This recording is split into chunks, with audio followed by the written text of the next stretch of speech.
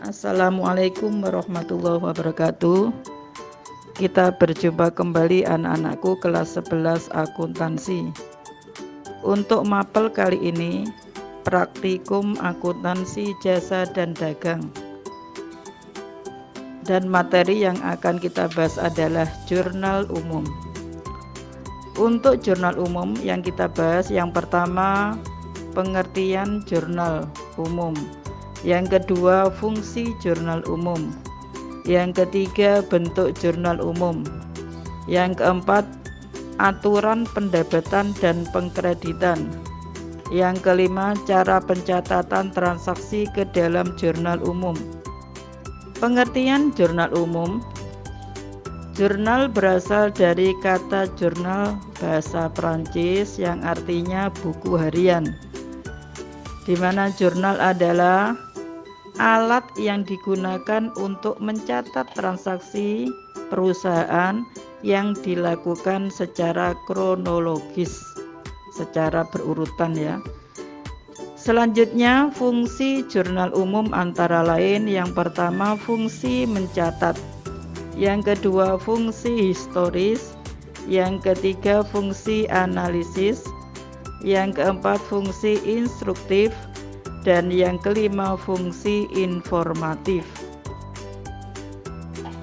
Selanjutnya kita bahas mengenai aturan pendebatan dan pengkreditan. Yang pertama untuk kelompok aset ya, yang termasuk kelompok aset contohnya kas, peralatan, perlengkapan, piutang dan seterusnya. Di mana kelompok aset ini dicatat di debit jika bertambah, sebaliknya dicatat di kredit bila berkurang. Yang kedua, untuk kelompok utang atau kewajiban, jika bertambah dicatat di kredit dan berkurang dicatat di debit.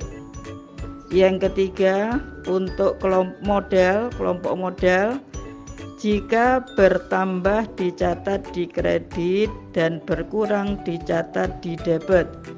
Sedangkan untuk kelompok pendapatan, jika bertambah dicatat di sisi kredit dan berkurang dicatat di sisi debit.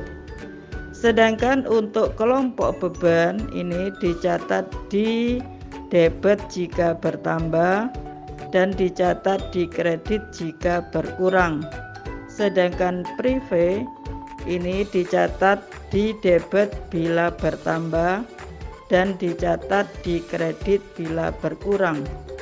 Sedangkan saldo normal dari masing-masing kelompok, untuk kelompok aset, beban dan prive mempunyai saldo normal yang sama yaitu debit.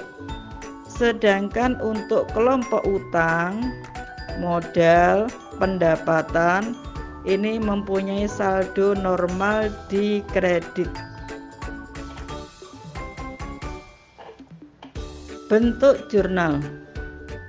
Bentuk jurnal ini tentunya disesuaikan dengan kondisi yang ada di perusahaan. Tapi secara umum bentuk jurnal terdiri dari formatnya nomor di sini diisi dengan nomor urut terjadinya transaksi. Yang kedua tanggal ditulis sesuai dengan tanggal terjadinya transaksi. Untuk nomor bukti ini ditulis sesuai dengan nomor bukti yang ada di transaksi.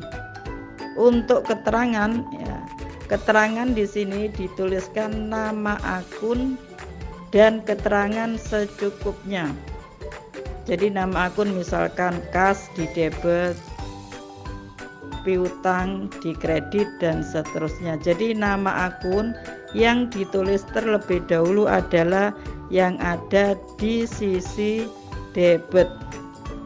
Selanjutnya untuk referensi ref ini ditulis jika jurnal ini sudah diposting ke akun buku besar. Dengan demikian, jika jurnal ini belum diposting ke akun buku besar, ref tidak perlu ditulis. Tujuannya adalah untuk kontrol dengan ya catatan yang ada di buku besar. Sedangkan sisi debit ya dan kredit ditulis nominal yang ada di transaksi. Jadi pada intinya sisi debit dan kredit harus sama atau seimbang. Selanjutnya untuk mencatat transaksi ke dalam jurnal umum.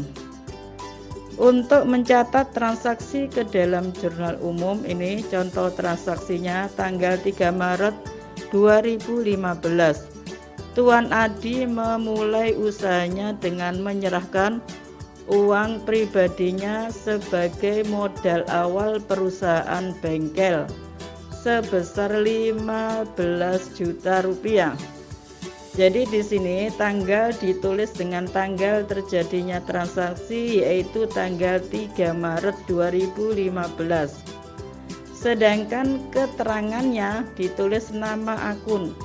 Jadi nama akun yang didebet ini kita catat terlebih dahulu. Selanjutnya diikuti akun yang dikredit. Jadi tadi Tuan Adi menyerahkan uang tunai ya, menyerahkan uang pribadinya ke dalam perusahaan. Berarti kas perusahaan ini bertambah. Kas bertambah ya, karena kas bertambah ini termasuk kelompok aset, jadi kas bertambah kita catat di sisi debit. Sedangkan modalnya bertambah juga kita catat di sisi kredit. Dengan demikian untuk debit dan kreditnya dituliskan nomor ya nominal yang ada. Jadi sejumlah 15 juta rupiah.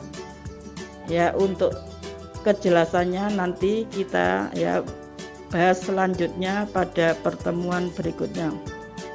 Dan saya akhiri. Assalamualaikum warahmatullahi wabarakatuh.